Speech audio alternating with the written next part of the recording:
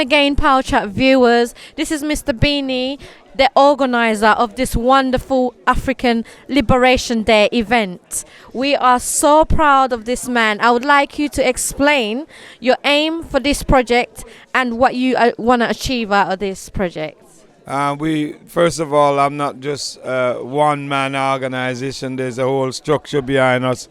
We have the Pan-African Congress movement and ASHO, African Caribbean Self-Help Organization. So I'm not a one man. You might see me busy around the floor. Mainly I kind of floor manage the whole thing to make sure that everything is running smooth and everything is set up in time. We've been doing this for 40 years. We're the longest national, international event in the country. There's no other that deals with our African culture and our African spirituality. So we hold strongly to this occasion. Unfortunately, what we're trying to get our people to understand, we're going to have to start paying £1 a week into an account which is over there. You can go and talk to Park Coffee over there about raising money to build our own buildings, got planning permission, and we need our own building because the kind of hassle we had this morning when we come inside this building was just ridiculous. Peer kind of trying to make you stumble over in planning it because this is the only event that goes on that never had any kind of violence, alcohol, smoking. It's a family-friendly event. And African Liberation Day, for those people who don't know about it, started in 1963 by the Organization of African Unity. And we've been operating from 1975. We've been having African Liberation and moving all over the country. But now Birmingham become the home of African Liberation Day because of the travel distance between people and so on. So that's how we have planned this whole program out. This is about freeing the minds of African people. When you look at the continent of Africa today, you have Africans calling their own people foreigner. And they never call a Chinese man a foreigner. They don't call a Indian and a Arab who's foreigner. And these are all invaders. And the latest invader is the Chinese. And they're only after one thing. They're after African minerals resource. And that's why we say African Liberation Day, because Africa not yet liberated. Because the mind of our people need to be liberated.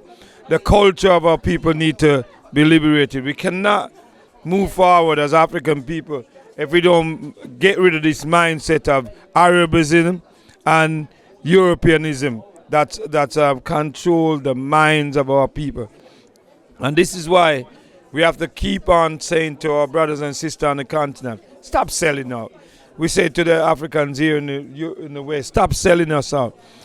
So everywhere we are as African people, we came in those slave ships and we got the have no bones about it. We have to liberate ourselves. It took us a long time for African people who were taken out of Africa to say, I'm an African and I'm proud. And we got to stop imitating white people. We got to imitate self. We got to free that colonial mentality of just looking for whites to come in and invest in Africa. Come and invest. You never hear African government says, diasporan Africans, welcome and come home and invest in Africa. There's a lot of millionaires, black people in Africa, the United Snakes of America. And they're there. Why are they not reaching out to them? Why are they not reaching out to the scientists in letting the West come in and take our scientists or engineers when they come out of university in Africa, the brain drain. And it's the same here. We have too much Africans who are skilled that the governments are not paying attention. And one of the problems with why we say Africa Liberation Day, our people has this mentality like, look, I don't care about African people. The presidents, them just like in the Caribbean and in Africa, just love, driving with down the road and ignoring African people. And why we have to get rid of the sickness of colonialism and the mental slavery.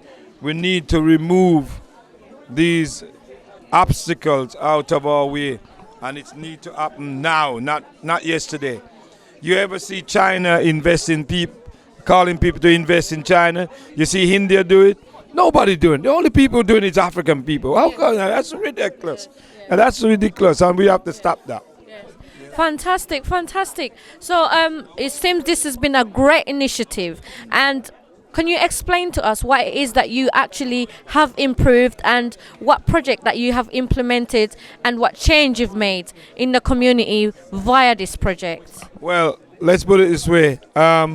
We made a tremendous stride because our people are so confused of who they are.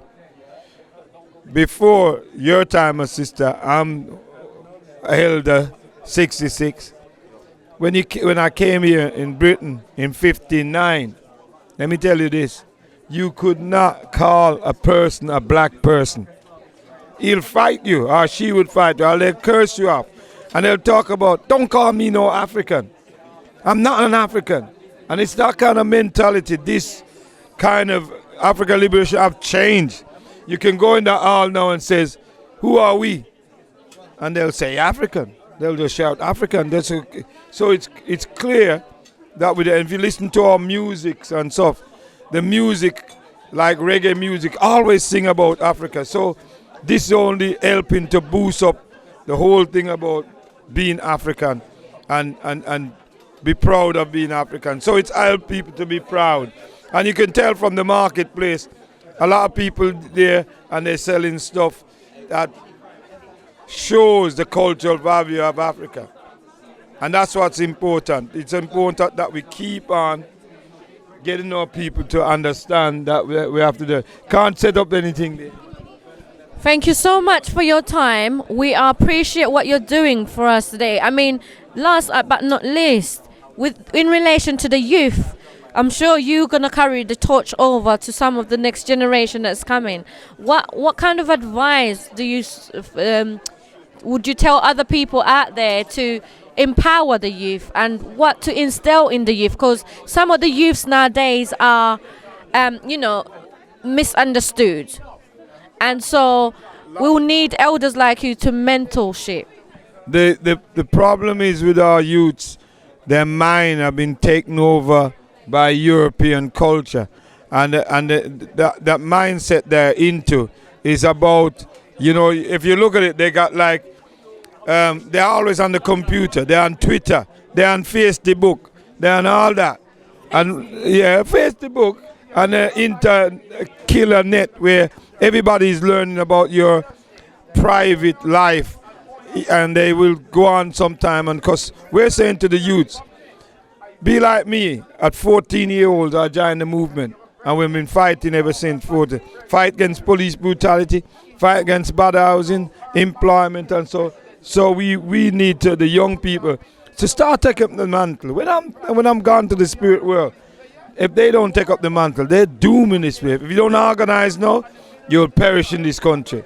And you see people coming over on boats from Africa and drowning in the Mediterranean Sea. We're saying to the youth, don't follow that example. Go home to Africa. Get your skill and go home to Africa and help build Africa so we can be powerful. Don't waste your time indulging into white Eurocentric behavior and cultural thing. Africa needs to impact on the youths in this country a cultural revolution.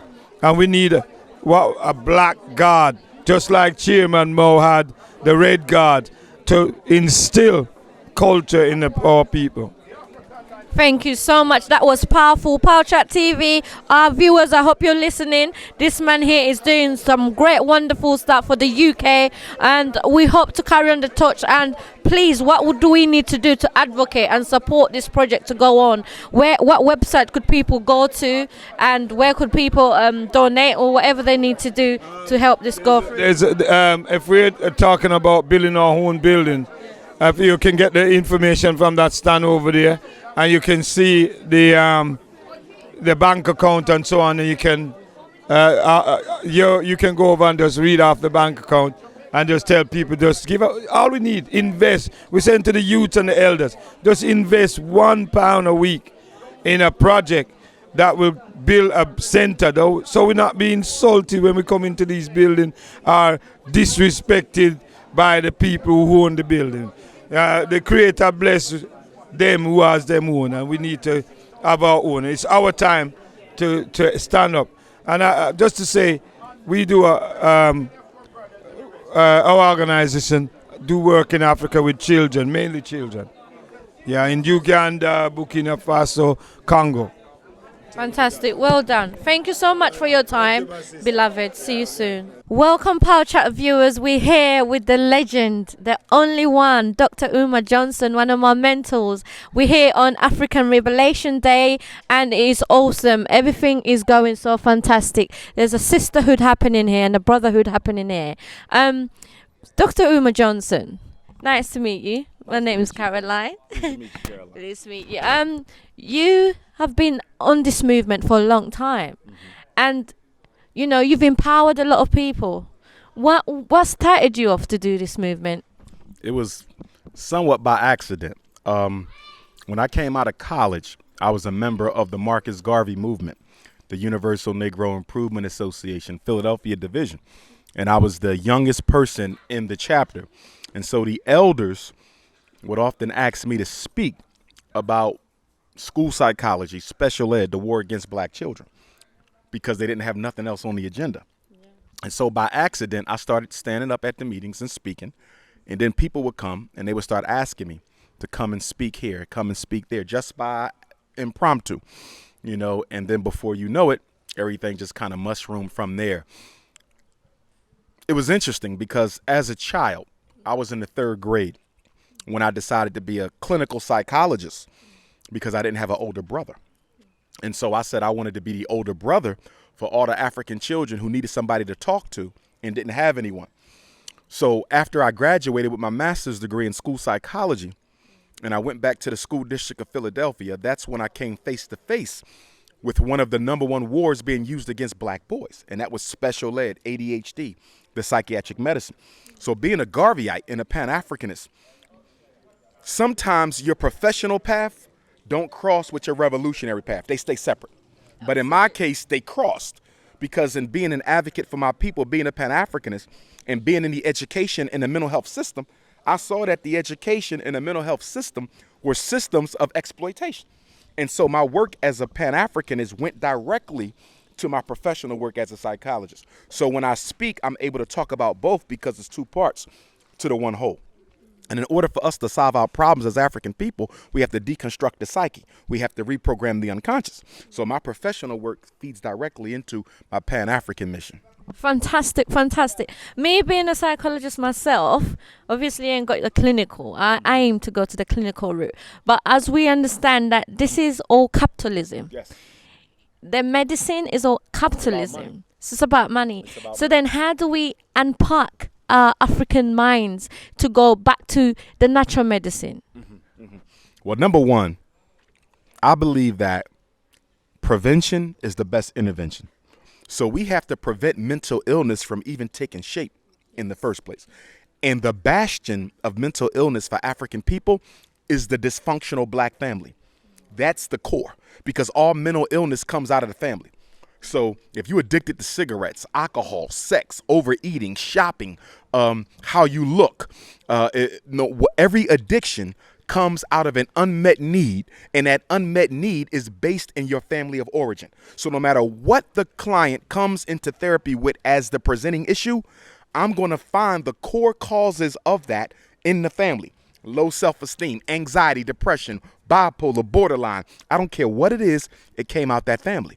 So now, that means the black community itself is the solution to mental illness for African people. That means the community itself, and by community, we're talking about the institutions, as well as the elders, as well as the citizens within the community, have to create a healthy environment so that African people can go back to their natural African mind. Because right now, we are insane.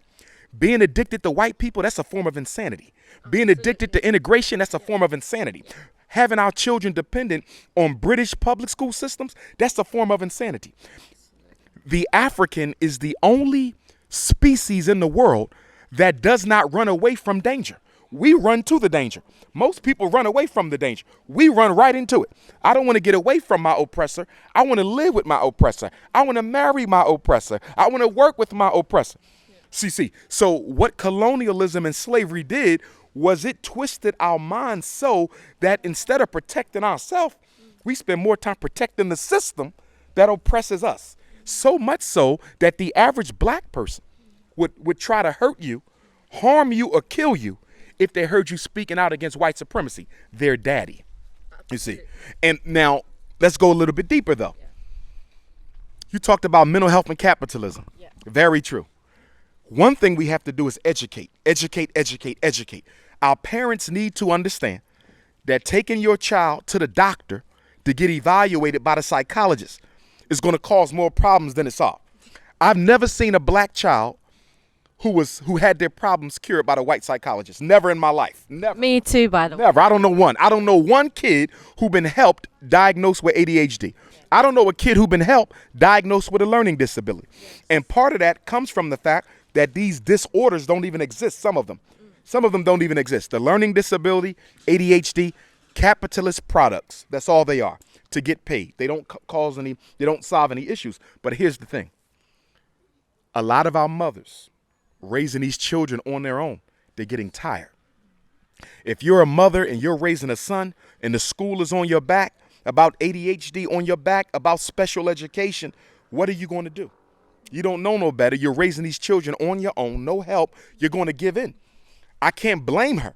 She's caving into the pressure of being a single mom. That's where the community comes in, because we keep trying to blame the single mother for what's going on with the children. How can the mother be what's wrong with the community is what's wrong? Yes. Where's the black church? Yes. The black church ain't doing nothing when it comes to the war against our children. Where's the black politicians? Where's the black business owners? Where's all the so-called cultural organizations? You understand? So we got to look at the failure of the community to protect its children and protect its women. You don't get to normal mental health. You don't get mental health until you have a community that is functional and adaptive. We are maladaptive and dysfunctional. Part of that is white supremacy, but the other part is black laziness, black complicity, black inertia, a lack of black initiative. And even in the conscious community, we have a big issue because everybody just wants to learn and study the information, but that's not going to save us. It's necessary. We need knowledge itself. It's necessary, but it's not sufficient. When do we start building the institutions? We want to read all the books, but we don't want to build no schools. We want to go to Kemet every year, but we don't want to build no hospitals. We want to do Kwanzaa. We want to do the festivals, but where are the processes, the systems, and the institutions that our people need in order to raise themselves up? So I want to talk to you about the entertainment industry. This is one area that's got our youth trapped. What are your opinions on that? Here's the thing. The reason why so many black male youth want to be athletes and entertainers, two reasons. Number one, they don't have enough role models in their everyday life that are not athletes and entertainers. If you come from the ghetto, from the hood, the average successful black male you see is an athlete or an entertainer. When he becomes a doctor, a lawyer, psychologist, educator, he moves out the black community. So our boys don't have everyday black male professionals to admire and emulate. The only thing they see is the athlete and the entertainer. So that's one reason. So we got to look at the black professional males who are vacating the hood, leaving these boys with the opinion that the only thing I can be is a basketball player, football player, or a rap star. So that's number one, our fault. Number two is the system. Our boys are deliberately undereducated, miseducated, psychiatrically emasculated, special educated, juvenile incarcerated, prematurely exterminated. So when you go through the white man's educational system, he works to disable you. He works to kick you out. He works to put you out. So if I'm a black boy and I don't like the way I'm being treated in school, I'm going to drop out. If I'm a black man and I don't like the way I'm being treated working on my master's or my doctorate degree, I'm going to quit. So it's not that the black boy doesn't want to do better. It's not that black men don't want better. It's the racism that you have to deal with. Take me. I went to a white medical college for my doctorate degree in Philadelphia. The chair of the department was an Italian.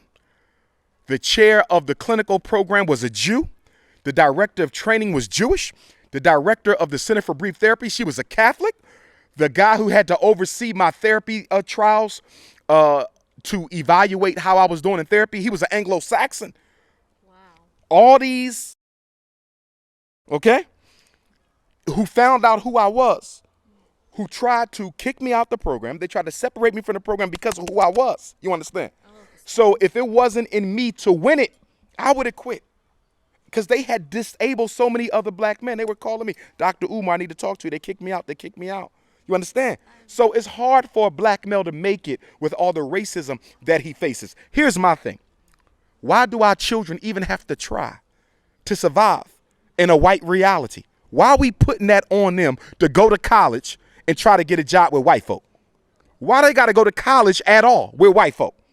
Why we don't have our own institutions, our own economic reality, our own political system, our own economic order? Our kids should not be told, go to college, learn from these white people, and then they're going to give you a piece of paper and then try to go and get a job with the same white folks. That's not fair, because them white folks are going to look out for white kids first. Look at the unemployment right here in the UK. Half the black men are unemployed. New York City, half the black men are unemployed. Toronto, Canada, half the black men are unemployed. Let's go to Jamaica in the Caribbean. Half the black men are unemployed. Look, miseducation and economic destabilization. That's what creates poverty. That's what creates crime. And that's what creates all these mental problems that we're dealing with. So, Dr. Umar, we know the problems that penetrates our community. Now, how do we exterminate this? Okay. By taking our community to become unified. Okay. I mean, we know the struggles. So how do we implement now? Unity is not a simple thing, especially with oppressed people. The problem with oppressed people is that oppressed people don't respect the opinions of other oppressed people. That's our contradiction. We in the same condition. And because we in the same condition, your opinion don't mean anything to me. You understand? So when we come together to solve a problem, it always turns into fighting, factionalism. Because even though I know we need to work together, I don't want to listen to you because you ain't no better than I am. You see that? So the post-traumatic slavery disease is at the heart of any attempt to bring black folk together. There's something else we got to understand. We assume that black people have a problem with white supremacy. We assume that black people want to get rid of white racism. That's an assumption you cannot make. If you study our history, what do you find? It's not the racism that black people have a problem with. We've been conditioned to accept the white man as Lord. So we don't have a problem with him being in control. Do you know what our problem is? We have a problem with the position he's given us in relation to the power structure. So the average brother or sister who's fighting in the revolutionary movement ain't fighting against white supremacy. They're fighting to improve their position under white supremacy. So, for example, in the 1960s, during the Black Power movement, they often say that the brothers went in with a fist into the government. Yes. They came out with a job. When they came out with the job, a lot of them gave up the revolution. You understand? A lot of them became politicians. They became preachers. So did you really have a problem with the racism? No. You just had a problem with how you were positioned under the racism. So we got to make sure we pick the people who are serious about overcoming the oppression, because a lot of us are not, even the revolutionaries. Talk is one thing. Culture is one thing. Knowledge itself is one thing. Having the courage to speak truth to power, willing to sacrifice life, limb, and money in order to improve your situation, that's something totally different. You understand? I understand. And the last thing I would say to that is the children are the solution, not the problem. Here's the problem. Baltimore, Ferguson highlighted something. I was in Baltimore right after the riots. I had a town hall. Let me tell you what's going on in America. It's probably going on everywhere. we have an intergenerational divide that is not just about age. We do have a youth elder thing, yes, but that's not the issue. Not the you know what the primary issue? You have a courage divide. In other words, the children are willing to go to jail. The children are willing to stand up to the system. The children are willing to die for freedom, but the adults are not. When you looked at Baltimore, they told our brothers, stop rioting. And it wasn't a riot, it was a rebellion. But they said, stop rioting, go home. They didn't say we're going to do anything about the police brutality. They didn't say we're going to do anything about the schools. We're not going to do nothing about the racism in Baltimore that has the white folk getting the biggest share of the economic pie in Baltimore. That Baltimore rebellion was breathing for years. That was just the catalyst. But my point is, the children were in the street. The adults were afraid. The adults wanted no part of it. I have a job. I have a retirement. I have a car. I have a house. I know they wrong, but I'm not going to get involved.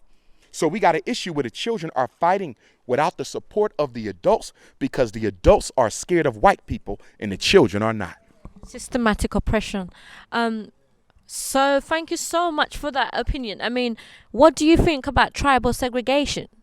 I mean, in our community, in our African communities, we also have that tribal segregation. That's all. Yeah. I'm going to go back to Garveyism. The philosophy of race first.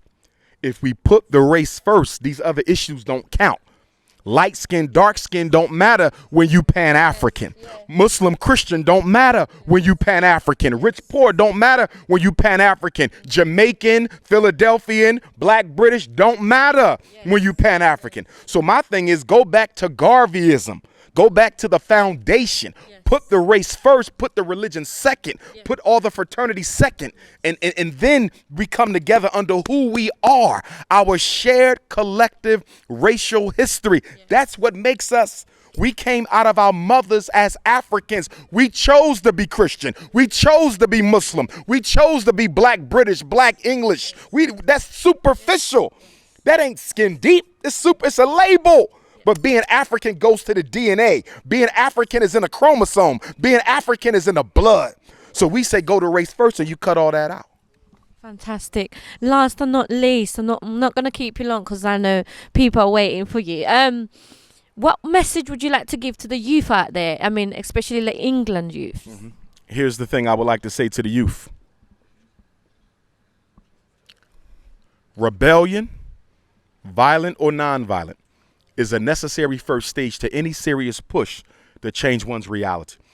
You've never seen any group in world history get anything without pushing back against the system of oppression. There's no such thing as changing anything without some form of rebellion, violent or nonviolent. So I want the youth to know that they're not wrong with what they did. They're not wrong, okay? Just like y'all had the rebellion here a couple years ago based on the same situation. Police murder. You see, that is necessary. And we have to stop telling the children it's not because we scared to go to jail. It's necessary. Yeah. You see. Absolutely. But I want the youth to understand that after you tear down, after you push, you have to construct and build something. So my thing is make sure you're planning the construction after you've taken care of the destruction. Because if all you're going to do is tear down and you're not going to replace anything at the end, you're a reactionary. You're not being proactionary. They also need to recognize that all great African men and women throughout history did three things. They studied, they struggled, and they disseminated information. They studied. You got to be knowledgeable. They struggled. They fought back against the system and defended their people, and they disseminated information. They made sure they educated other people. So the youth have to make sure they're doing those things. The study group, we got to bring the study group back. The think tank, we got to bring the think tanks back. The hard copy newspapers and magazines that was a vehicle for intellectual revolutionary thought, we got to bring that back because that produces collective consciousness. But the adults have to help the youth, stop condemning the youth, and stop judging the youth because you scared of white folks and they not. Thank you so much. So last, we're going to talk about your school. Yes. I understand that you're building a school for African boys. Mm-hmm. Yeah. Oftentimes, most people will say, oh, I'm not from America. Why should I invest my money in an American system? How comes he didn't do it in Africa? How comes it from what he's talking about?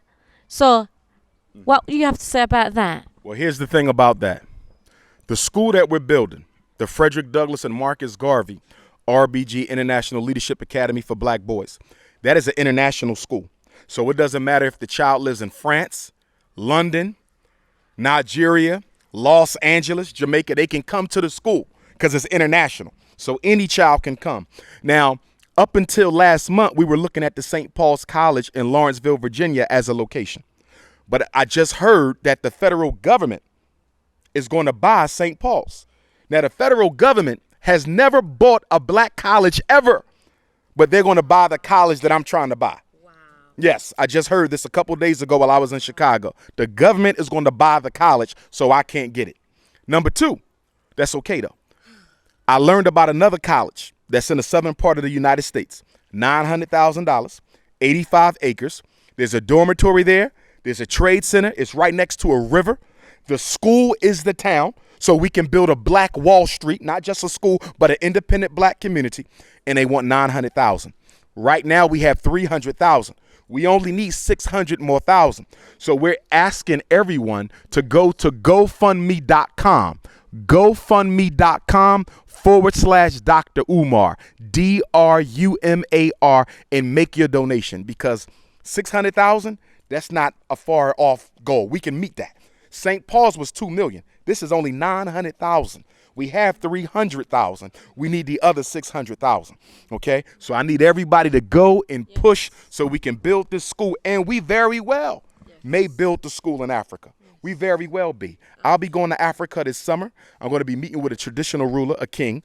We're going to talk about potentially building the first school in Africa. But even if I don't build the first school in Africa, I would like the second school to be in Africa. So that is still a goal, and that is still a very likely outcome of this whole thing. So we still pushing. We got to raise the money, $900,000 to get this school. I'm not telling nobody where it's at, because you got that hater element. You understand? So I got to keep it on the hush. But please make your donations.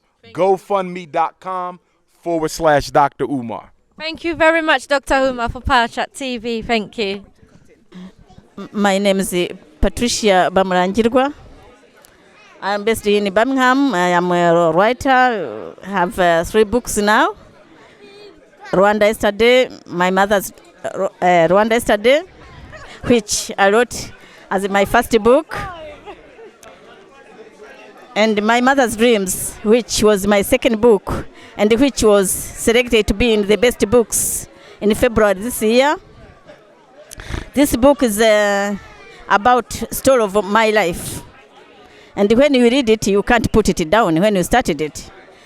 Rwanda Yesterday is history of my country, Rwanda.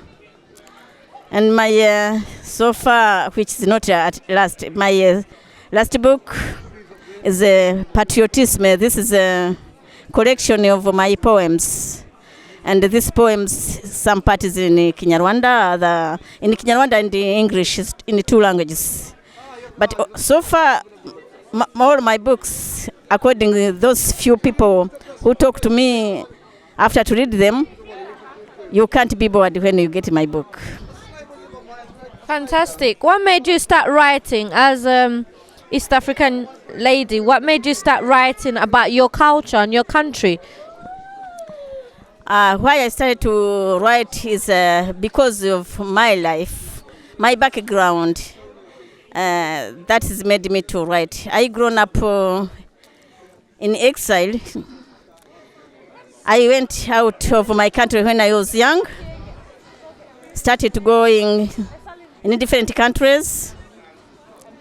Lost my mom in early age. That life, I saw that I had 3 reasons which made me to grown up in a situation which I didn't deserve to grow up in that way. To be outside of my country, lost my mom, and to be a girl, African girl at that time. So it denied me my opportunity as a child, opportunity which I deserved to get as a child, including proper education. But I grown up with the anger, but that anger, it helped me to be able to teach myself enough to know why I had to pass through all of that. After to know why, after to be able to know why, that is how and why I become a writer. Thank you so much for your time, and we look forward to getting more books from you. Where can people obtain or get your book if they want to read them? Yes, please, readers, welcome and get my book. These books, how can one obtain these books and get them so that they can read and have a copy? Yes, you can. If you go to internet, you can get them through internet, through my publishers, Amatoda, Trubado, or Amazon. My Facebook was you are going to get me through my names, Patricia Bamuranjirwa. This name I know is not easy to many because it's the proper African name. I can spell it to you for you. BAMURANJIRWA.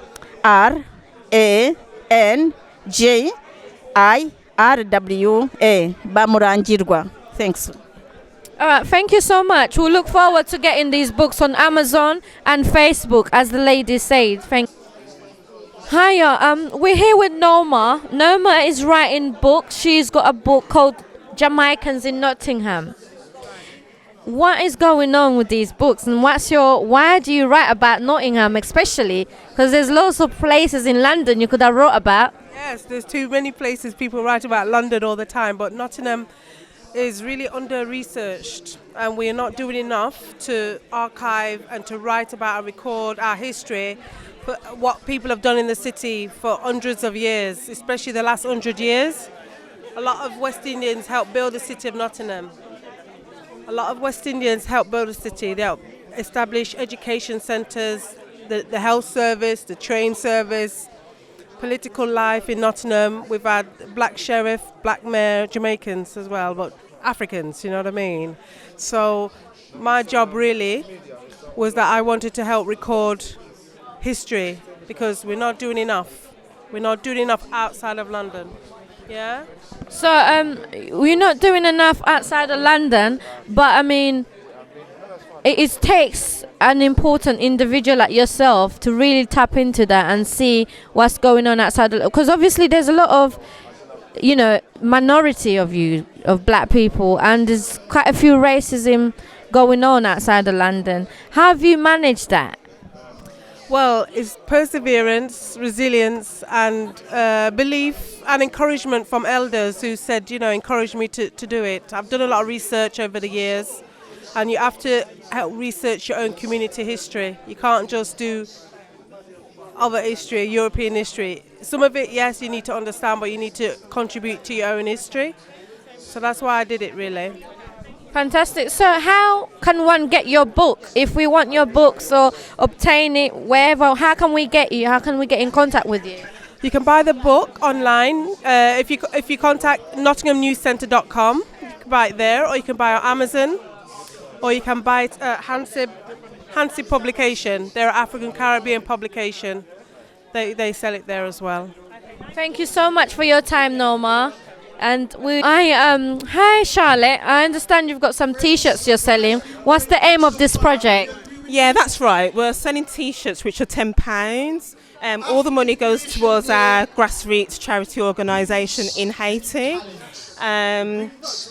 The organisation Friends of Foundation Felicity. Felicity was the wife of Emperor Dessalines, the liberator of Haiti. So we're here on the back of the earthquake that happened in 2010. Our website's www.friendsoffoundationfelicity.co.uk. Thank you so much for your work. We look forward to hearing from you soon. We'll see this lovely business of yours, beautiful African prints. Would you like to tell us what your aim for this business is, and what are you doing here today? Well, I've been part of this event for 3 years now. I'm a textile designer, so my inspiration is African prints, my culture, my background, and I think this reflects what I'm trying to show here today, diversity within my culture. Thank you. That is great. That is great. So how can we get your products and what website do you have? I've got a website. It's www.anaisarts.com. So you can link up with me as well on Instagram or Facebook. I'm all over. All right. Thank you so much for your time. We look forward to seeing you very soon on Africa Revelation Day, and we've got some products here. I mean, what is this? What we have here is a range of nutritional products that boost the immune system, give you energy, repair body cells and tissues. They provide the body with relief by actually improving your body's capacity to heal itself. And these products were developed by Professor Charles Sally, who was a researcher in both Western and traditional herbal medicine, and treated over 18,000 patients with an 80% success rate. And he was also featured on CNN because of the success he had with HIV/AIDS patients. And today these products treat people with diabetes, high blood pressure, lupus, menopausal symptoms, as well as also people who've got challenges around asthma and also arthritis as well. By the way, Professor Sally is from our country, Uganda. Yes. So I already know about Professor Sally, and I understand merengue. Very good product. So you come here all day, every year? Yeah, we tend to be here because we believe in African liberation is about also health. You know, we need to, as African people, we need health and well-being. We know that we are growing in awareness about how we can heal ourselves. Our great ancestors were using herbs and nutrients to heal themselves. So we are continuing that tradition to help us to use what I would call the Asian traditions. That way Professor Sally was able to research in Uganda to bring them back into here in the UK and also worldwide, where we were actually partaking in some of our products. But you can get more information at our website, mariandina.com. And also, you can have one of this is where we are based, and also Thank you so much for your time. Thank you very We'll much. see you soon. No, we'll see. We see some nice jewelries here, man. African jewelry, African elephants, and all that. We've got some nice African imprints. They're all. This looks like it's from Kenya, Masai, or yes. I can tell you look beautiful with that. You made them yourselves? No, these are made by some women in Kenya. Okay. Fantastic. Oh, you got all these bangles here. I mean, we also have got like these African imprints still. We've got some bags, we've got some ointments. Looking now, this is African sandals, by the way. Oh, a nice imprint on that. We've also got down here, it seems like we've got some Power Chat TV. We're here on African Liberation Day. That's one of our guys, our Ugandan guys. He deals with investment. We are here to support African Revelation Day. There's lots of projects that are going on, especially Dr. Umar Johnson, who will be coming with a message with the African Revelation Day. We have had a discussion. We hope to see you soon. We'll be doing a few interviews, and we hope that this will influence you. And come and join the project when you have time. Thank you so much.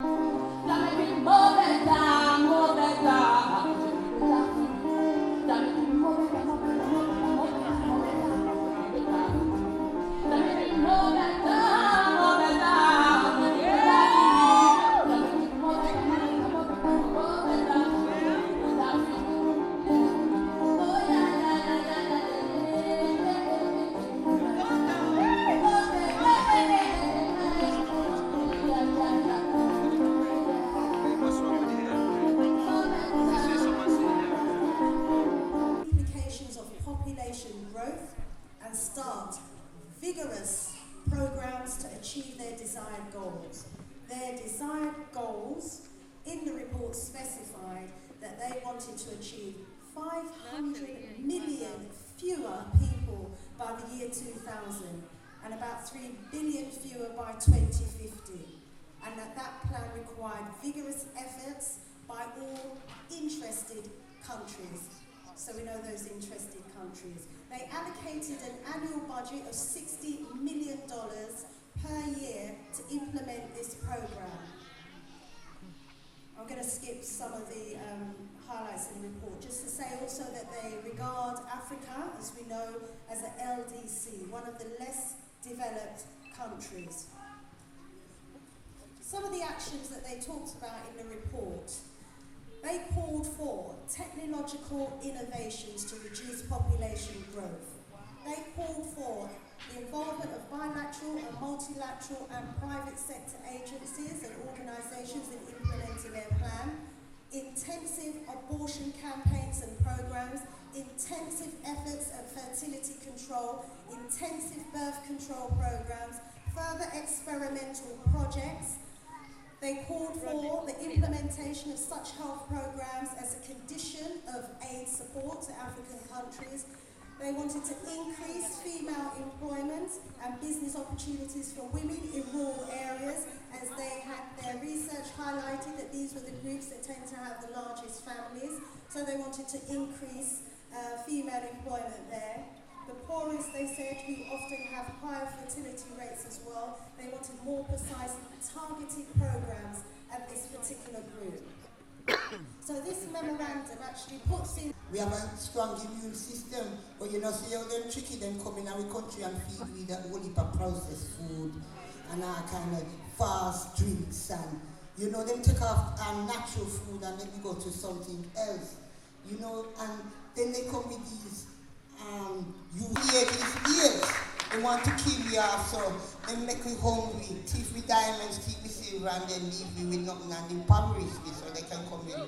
They come in with the Agenda 21, which look all pretty from the outside, because they matter about the world must come together to save the planet. But they're not really saving the planet, they're saving themselves. Because when every 180 governments them sign up to this Agenda 21, it means that everything is governed by one people, and we know that United Nations is run by America, the World Bank run by America, and the worst one of all is the World Health Organization. We call it the World Homicidal, the Death Organization, because this is applied, my brothers and sisters. It starts from, you can go back on to the 18th century. We talked it last week at the debate that the Red Indians, the British was in India, America, which is their land, the Red Indians, thieving their land as usual, as the Europeans do. And they tricked the Red Indians, they said, don't side with the French, man, we will help you. So then give them blankets, but they never know, say the blankets poison with smallpox. So if you know, say they can do that in them time, know what they can do in this time when they have all their technology. All right, the Ebola, let me run it too fast because we don't have much time. You see the Ebola, if you can go into the New Wave scientific journal, you will find that these companies, three of them, all of them is scientific, biomedical, biotech companies. They start some research on immune systems and which area you think them have them research. Search up the same newspaper, New Wave, the same companies are getting 10.8 billion to come with that research. Feed cure immune system. So they're giving us the research, the illness. They make all the bag of money from the pharmaceuticals. And they come in with this aid. We're running in with the world that we will control what they have put. And the only way we're going to come together, brothers and sisters, to fight the demon is learn the people the truth. Because if we know the truth, we exercise the truth, we start put Africa first, we get more Babylon, England, not the left. Economy gone down, them tricky, them know say Cameron are coming because he want to put the right policies in place. So they cut off our national health, and then they make the people there. Before but after. So it's interesting to be here in Birmingham today, and then in another Birmingham in a week. Last month, on the 10th of April, or maybe the 11th, but I believe it was the 10th, we buried who was, in my opinion, I was a freshman, and I had an opportunity to go to a Black Consciousness Conference at Howard University. It was my first time to Howard.